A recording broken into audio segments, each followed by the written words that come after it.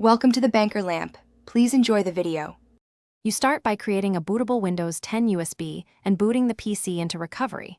You must copy critical files off /users first. Don't skip that.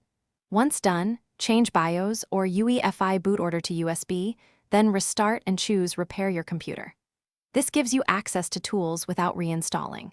Make sure to note your Windows license and any account password so reactivation and login go smoothly after system repairs. You'll now repair corrupted System 32 files using command line tools. Open Command Prompt from Advanced Options, then run SFC with the offbootdir and offwindir flags to target the offline Windows folder. This replaces missing or bad files. If SFC fails or shows pending operations, run dism pointing at the offline image to restore component store integrity, then repeat SFC. Once these complete, you reduce the chance of boot errors and preserve installed apps and drivers.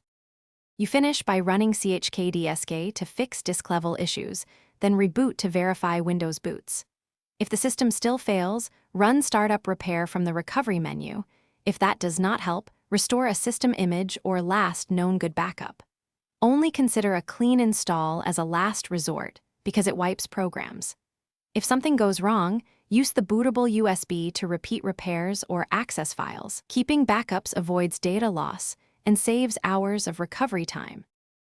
Thanks for watching. If this was helpful, leave a like and consider subscribing. See you next time.